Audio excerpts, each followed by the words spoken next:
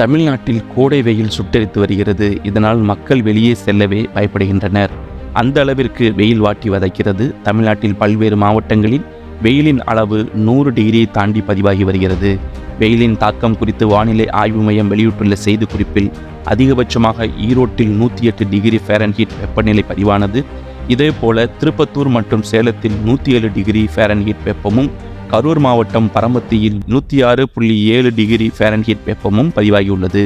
தருமபுரி மற்றும் நாமக்கலில் தலா 105 டிகிரி ஃபாரன்ஹீட் அளவுக்கு வெயில் கொளுத்தியது. திருச்சி, திருத்தணி மற்றும் வேலூரில் 104 டிகிரி ஃபாரன்ஹீட் வெயில் வாட்டியது. கோவை மற்றும் மதுரையில் 103 டிகிரியும், பாளையங்கோட்டை மற்றும் தஞ்சையில் 100.4 டிகிரியும் வெப்பம் கொளுத்தியுள்ளது. இந்நிலையில் தமிழ்நாட்டின் உள் மாவட்டங்களில் சமவெளி பகுதிகளில் 106 டிகிரி வெப்பம் பதிவாக வாய்ப்புள்ளதாக வானிலை ஆய்வு மையம் தெரிவித்துள்ளது. தமிழ்நாட்டில் 5 நாட்களுக்கு அதிகபட்ச வெப்பநிலை இயல்பை விட 2 முதல் 4 டிகிரி செல்சியஸ் கூடுதலாக இருக்கக்கூடும் எனவும், தமிழக உள் மாவட்டங்களில் சமவெளி பகுதிகளில் ஒரு சில இடங்களில் 106 டிகிரி வெப்பம் பதிவாக வாய்ப்புள்ளதாகவும் கூறப்பட்டுள்ளது.